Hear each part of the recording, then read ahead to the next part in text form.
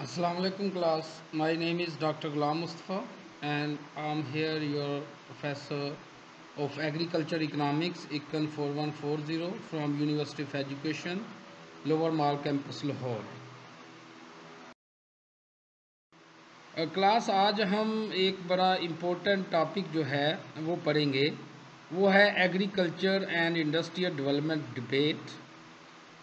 हम इसमें different school of thoughts को डिस्कस करेंगे और फिर हम देखेंगे कि डेवलप्ड और डेवलपिंग कंट्रीज़ के हिसाब से ये डिबेट जो है किस तरह जो है वो होल्ड करती है। Impact of agriculture on industry को हम डिस्कस करेंगे and impact of industry on agriculture को हम डिस्कस करेंगे and interconnection of agriculture industry को भी हम डिस्कस करेंगे। ओके क्लास, ये जो agriculture and industrial development debate है ये बहुत पुरानी है और ख़ास तौर पे ये जो डिबेट है it got fame during and after green revolution. कि जो ग्रीन रेवोल्यूशन आया था जो 50s के अंदर या 70s के अंदर पाकिस्तान में आया है या 40s और 50s के अंदर दूसरी दुनिया में आया है, तो ये ग्रीन रेवोल्यूशन के बाद या उसके दरमियान ये डिबेट बहुत ज़्यादा जो है वो फेम इसने गेट किया कि हमें इंडस्ट्रियल लेड ग्रोथ को अडॉप्ट करना चाहिए या एग्रीकल्चर लेड ग्रोथ को मूव करना चाहिए। इसकी आप एग्जांपल दे सकते हैं कि जो मैंने मतलब आपके कोर्स में ये दो पेपर जो हैं वो मैंने कोर्स में रखे हैं, उसमें ख़ास तौर पे फ्लैंडर्स की जो एक डिबेट थी, हु री एग्जामिन दिस डिबेट इन 1969, और इस पेपर का मैंने रेफरेंस दे दिया। ठीक है, agriculture versus industry in development policy the planners dilemma री एग्जामिन। ये पेपर जो पब्लिश हुआ था the journal of development studies में 1969 में, and it is a still it is a big debate among the policy makers. और इसके ऊपर जो है एक बुक है इकोनॉमिक्स ऑफ पाकिस्तान, एहसन खान की वो बुक है, 2018 में उसका 12th एडिशन आया है। आप इन दो जो पेपर और एक पेपर और एक बुक से या दो पब्लिकेशन से हिसाब लगा सकते हैं कि ये डिबेट ये 8-9 डेकेड्स पीछे भी ये डिबेट काफ़ी ज़्यादा थी, या 6-7 डेकेड्स में भी ये डिबेट काफ़ी ज़्यादा थी, और आज भी ये डिबेट जो है डिफरेंट फोरम पे होती है। और this debate is very much important regarding the industrial and agriculture development debate जो है कि देखें ना कि पूरी दुनिया में जहाँ पे भी मतलब या प्रो फार्मर होते हैं या प्रो इंडस्ट्रियलिस्ट होते हैं, अगर अगर देखा जाए वैसे तो मतलब अगर थोड़ा सा कॉमनैलिटी, हालांकि ऐसा कुछ नहीं है, लेकिन पाकिस्तान में चीज़ें जो है वो हार्डली जनरलाइज कर सकते हैं। पीपल पार्टी की या जो काफ लीग की हुकूमत थी उसे हम कहते थे they are pro farmer. Noon league की जो हुकूमत थी, जो नवाज शरीफ की हुकूमतें जितनी रही हैं, उनको हम कहते रहे हैं कि ये दे आर प्रो इंडस्ट्रियलिस्ट। तो ये इंडस्ट्रीज़ को ज़्यादा प्रमोट करते रहे हैं। पीपल पार्टी या काफ लीग जो है ये they are more toward the, हम कहते हैं, फार्मर। और बहुत सी जमातें ऐसी होती है जो कहती हैं हम जी किसानों की जमात है। और ये चीज़ें पूरी दुनिया में भी इसी तरह होता है, दूसरी कंट्रीज़ में भी ऐसा होता है। तो ये डिबेट काफ़ी इम्पोर्टेंट है और ये अल्टीमेटली जब लोगों के माइंड में, जब पॉलिसी मेकिंग में जब प्रो इंडस्ट्रियलिस्ट जाते हैं तो वो मोस्टली दुनिया में ऐसा होता है, और ख़ास तौर पे डेवलपिंग इकोनॉमीज जितनी भी है उनमें ये डिलेमा है कि जब प्रो फार्मर पॉलिसी मेकिंग में जाते हैं तो इंडस्ट्रीज़ को नेगलेक्ट करते हैं, अगर प्रो इंडस्ट्रियलिस्ट जो है वो पॉलिसी मेकिंग में जाते हैं तो वो एग्रीकल्चर को नेगलेक्ट करते हैं। तो ये एक डिलेमा भी है अराउंड द ग्लोब, ये एक डिबेट भी है और डिलेमा भी है। एक कंप्रीहेंसिव जो है वो पॉलिसी जो एग्रीकल्चर लेड इंडस्ट्रियल ग्रोथ जो है वो अडॉप्ट की जाए तो बेटर होगा। इसके जो स्लाइड्स के एंड पे मैं अपना कंक्लूजन भी दूंगा। राइट, तो ये एक डिबेट है। इस डिबेट की अगर हम बात करें तो क्या डिबेट है ये, agriculture versus industry as means to development. और ये क्या डिबेट है, the issue is whether rapid industrialisation is a sufficient condition for take off into self-sustained economic growth, or whether significant improvement in agriculture is a prerequisite to the industrialization and hence to development। कि ये एक debate है कि जो rapid industrialisation है क्या ये एक सफिशिएंट कंडीशन है टेक ऑफ की।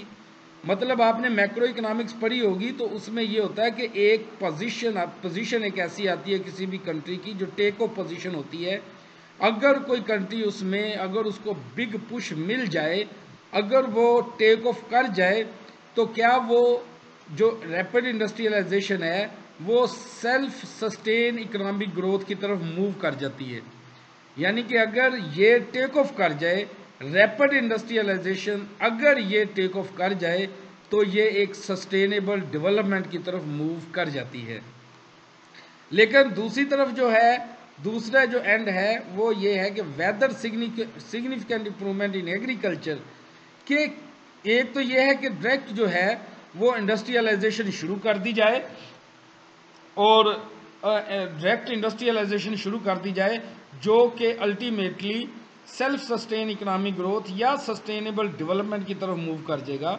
या दूसरी तरफ ये है कि पहले एग्रीकल्चर को इम्प्रूव किया जाए और this increase agriculture productivities, that is the prerequisite to the industrialisation, कि ये एक नेसेसरी कंडीशन होगी एग्रीकल्चर प्रोडक्शन की कि increase agriculture production to the industrialisation. ये इंक्रीज एग्रीकल्चर प्रोडक्टिविटीज, ये इंडस्ट्रियलाइजेशन को प्रमोट करेगा और फिर वो इंडस्ट्रियलाइजेशन डेवलपमेंट की तरफ जाएगा।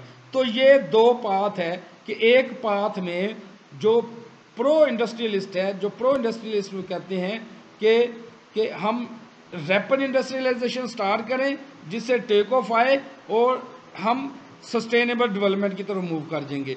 दूसरी तरफ क्या है, दूसरी तरफ ये है कि पहले एग्रीकल्चर के थ्रू जाया जाए, एग्रीकल्चर में ली जाए, बहुत ज़्यादा जो है वो उसमें इम्प्रूवमेंट लाई जाए जो इंडस्ट्रियलाइजेशन को इम्प्रूव करेंगे। राइट, और फिर हम सस्टेनेबल डेवलपमेंट की तरफ मूव करेंगे। तो ये एक जो है डिबेट बनती है। अब आप इसके ऊपर अपना माइंड भी बना सकते हैं कि किस तरह ये डिबेट जो है वो आप किस पॉइंट पे खड़े हैं डिबेट के हिसाब से। तो ये एक हमारी कम्प्रीहेंसिव सी डिबेट की बैकग्राउंड है। अच्छा जी, इससे पहले कि हम डिबेट को फर्दर एक्सपेंड करें, हमें कुछ चीज़ें जो है वो देखनी पड़ेंगी कि जो impact of agriculture on industry क्या है।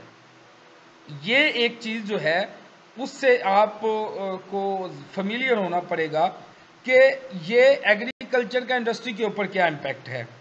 एक तो ये है कि जो एग्रीकल्चर है it is the supplier of the raw material to consumer goods industry, कि उस कंज्यूमर गुड इंडस्ट्री को ये रॉ मटेरियल प्रोवाइड करता है।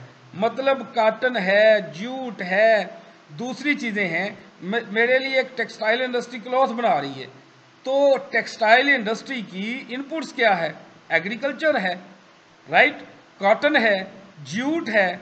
और इसी तरह मेरे लिए अगर एक फ्लोर मिल जो है मुझे आटा या बाय प्रोडक्ट दे रही है फ्लोर की, या आटा दे रही है, मैदा दे रही है, ब्रेड दे रही है, तो वो उसकी इनपुट कहाँ से आ रही है, वो एग्रीकल्चर से आ रही है।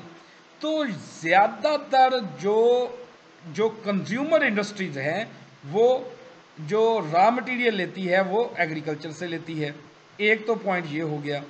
दूसरा ये है कि it supplies fruit, vegetable and other food items to the industrial labourer, और ना कि सिर्फ ये इंडस्ट्रियल लेबरर को फूड और वेजिटेबल और इस तरह की चीज़ें एग्रीकल्चर प्रोडक्ट सप्लाई करती है, बल्कि आल्सो एग्रीकल्चर, जो डोमेस्टिक एनिमल्स होते हैं, जो लाइव स्टॉक इंडस्ट्री है, जो आपकी पोल्ट्री इंडस्ट्री है, इसको भी ये फोडर जो है वो प्रोवाइड करता है। देखिए मोस्टली ये जितनी भी इंडस्ट्री है आपकी, जितनी बहुत ज़्यादा पाकिस्तान में ये बहुत ज़्यादा इंडस्ट्री है जो मिल्क और बिस्किट्स और इस तरह की चीज़ें जो है वो इंडस्ट्री है, ठीक है ना। वो इंडस्ट्री अपनी भी इनपुट्स भी कहाँ से ले रही है? बेसिकली तो वो लाइव स्टॉक से ले रही है, और लाइव स्टॉक की इनपुट्स कहाँ से आ रही है? वो एग्रीकल्चर से आ रही है in the form of orders, right. और फिर तीसरा पॉइंट ये है कि फार्मर की जो सेविंग्स होती है, मोस्टली फार्मर जो है पैसा कमाते हैं, बैंक्स में रखते रहते हैं, और ये इस वक्त प्रोसेस पाकिस्तान में बहुत ज़्यादा हो रहा है। अगर कुछ जिसके पास 3, 4 या 5, 6 एकड़ ज़मीन है, अगर उसके बच्चे कम है, ऐसा हार्डली नज़र आता है, लेकिन अगर ऐसा है तो लोग अपनी सेविंग्स कहाँ पे रखते हैं? बैंक्स में। उन्होंने तो जो स्मॉल, एक जो मीडियम दर्जे के जो फार्मर है पाकिस्तान में, जो हेल्दी जो है, हर सीज़न के बाद 5, 6 लाख 10 लाख उनकी जो सरप्लस प्रॉफिट होता है, मतलब आप कह सकते हैं कि वो प्रॉफिट जिसको वो रिटेन नहीं रखते, मतलब उससे ज़मीन कोई नई नहीं खरीदते या कोई उसको री इन्वेस्ट नहीं करते, प्रॉफिट को रिटेन नहीं रखते, बल्कि वो बैंक्स में रखवा देते हैं। और वो बैंक्स में जो पड़ा हुआ पैसा है, तो इंडस्ट्रियलिस्ट इजीली क्या करते हैं? बैंक लोन लेते हैं, बैंक लोन लेते हैं और उससे इंडस्ट्रीज को एस्टेब्लिश करते हैं। तो वो इंडस्ट्रियलिस्ट जो है, जो फार्मर का पैसा बैंक्स में पड़ा होता है, उसको as a form of investment जो है वो उसको उसको यूज़ करते हैं, और अल्टीमेटली बैंक्स जो है वो प्रॉफिट कमाता है, और उसका कुछ शेयर जो है, अगर किसी फार्मर ने सेविंग अकाउंट खोला हुआ है तो उसका कुछ शेयर फार्मर को भी मिलेगा। और दूसरी बात ये है, चौथी बात ये है कि सबसे इम्पोर्टेंट पॉइंट जो है, जो लुइस मॉडल के अंदर भी हमने फ्रीक्वेंटली डिफरेंट लेक्चर में ये जो है इसको लुइस मॉडल को डिस्कस किया है, it provide man power to the industry, कि ये जो मैन पावर होती है, जो सरप्लस लेबर होती है एग्रीकल्चर सेक्टर में, तो वो इंडस्ट्रीज़ को जो है वो उसकी प्रोविजन होती है, या नॉन एग्रीकल्चर इंडस्ट्रीज़ को एग्रीकल्चर सेक्टर जो है वो लेबर प्रोवाइड करता है।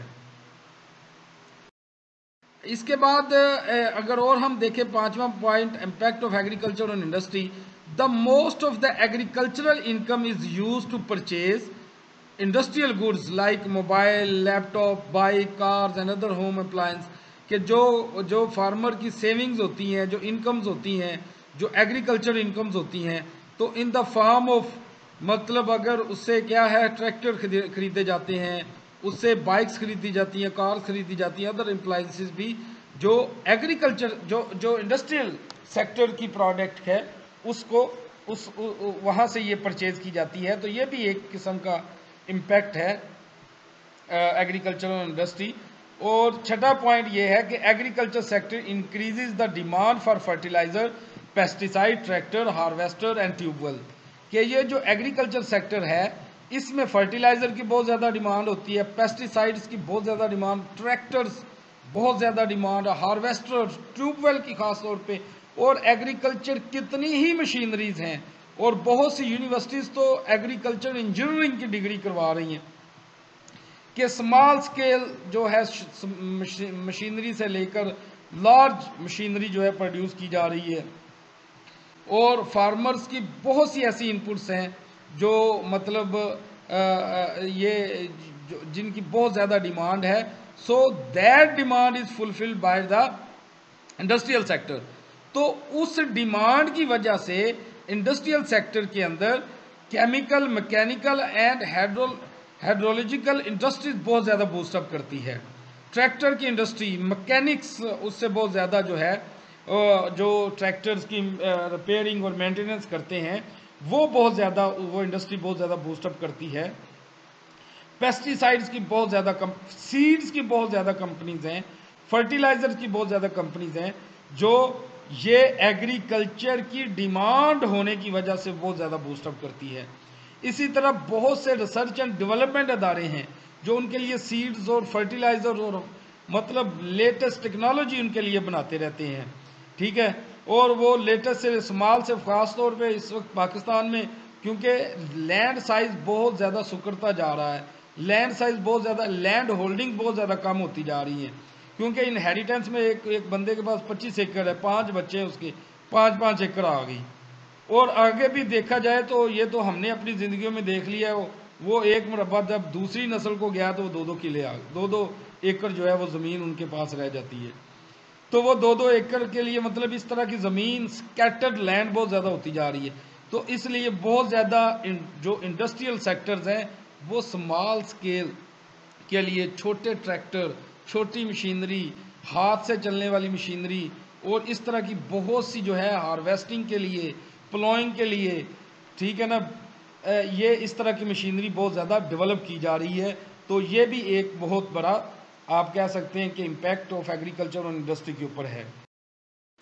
दूसरा, अगर हम impact of industry on agriculture देखें, अगर दूसरे एक्सट्रीम पे देखें impact of industry on agriculture, तो सबसे बड़ी ये है कि it regularly supplies scientific tools and equipment like tractor, harvesting, pumping sets, chemical fertiliser, कि ये पिछले वाले पॉइंट्स का उल्ट है कि ये क्या है, कंटिन्यूसली इंडस्ट्री जो है अगर ये एग्रीकल्चर को ट्रैक्टर प्रोवाइड ना करे, हार्वेस्टर प्रोवाइड ना करे, पंपिंग मशीन, ट्यूबवेल्स के लिए मशीनरी प्रोवाइड ना करे, और इंडस्ट्रियल सेक्टर अगर इनको बिजली ना दे, अगर इनको जो है वो इंफ्रास्ट्रक्चर ना दे, तो एग्रीकल्चर की प्रोडक्शन जो है वो इंक्रीज नहीं करेगी। तो ये चीज़ें प्रोविजन हो रही हैं इंडस्ट्रियल सेक्टर से, तो जिसकी वजह से पर हेक्टेयर प्रोडक्शन दुनिया में बहुत ज़्यादा बढ़ती जा रही है।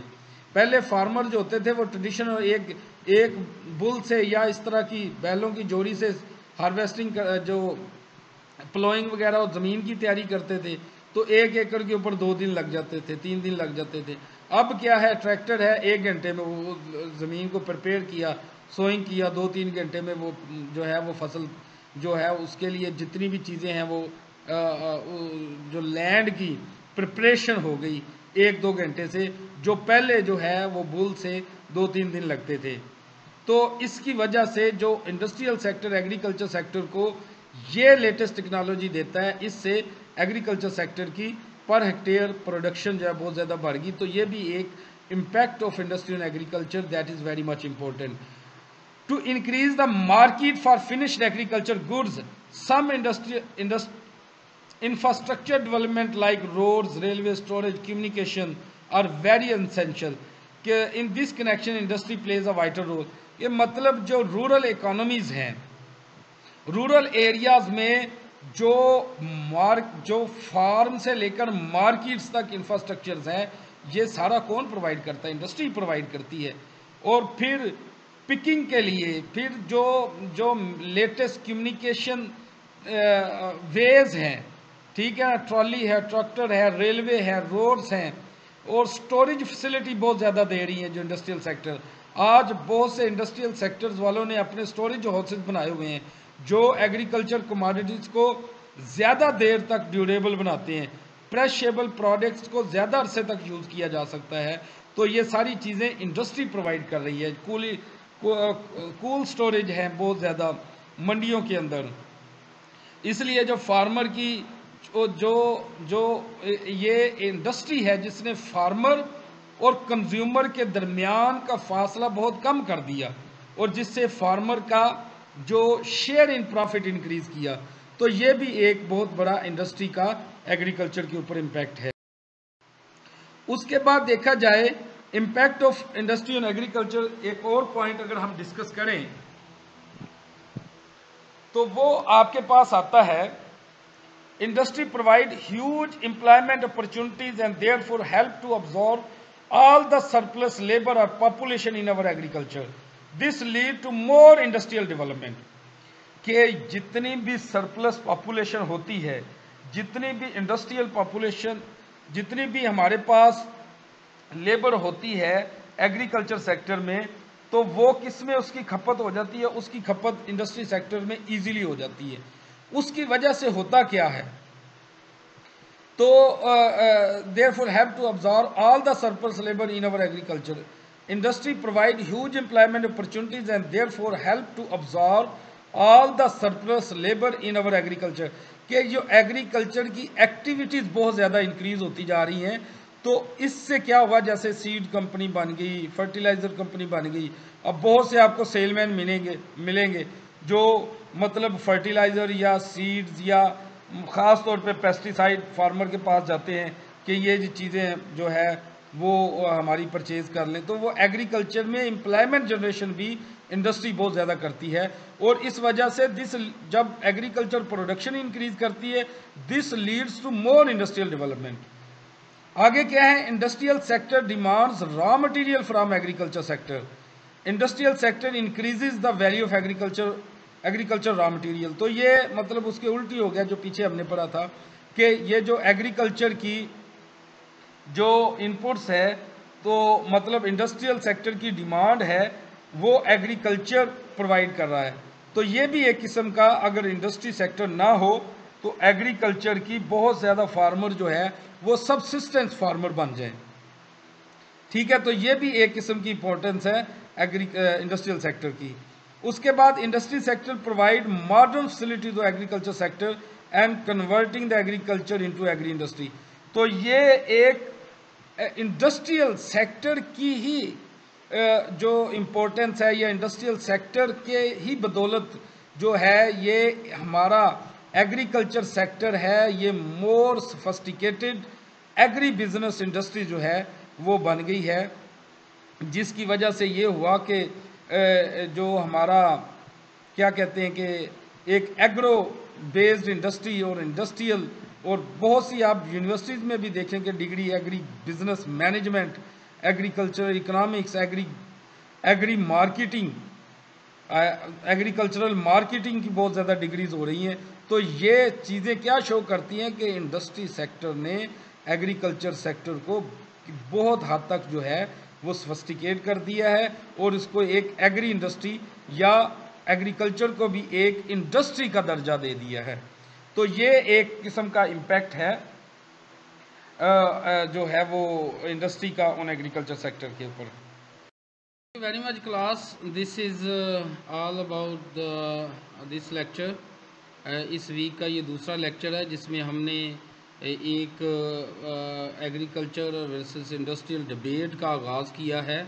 हमने इसकी बैकग्राउंड को बताया है कि किस तरह ये दोनों इंटरडिपेंडेंट है, किस तरह एग्रीकल्चर जो है वो अपना इम्पैक्ट इंडस्ट्रीज़ के ऊपर छोड़ता है, और किस तरह इंडस्ट्री अपना इम्पैक्ट जो है एग्रीकल्चर के ऊपर छोड़ता है, और ये डिबेट कितनी पुरानी है, और ये डिबेट पाकिस्तान के हिसाब से कितनी रेलिवेंट है।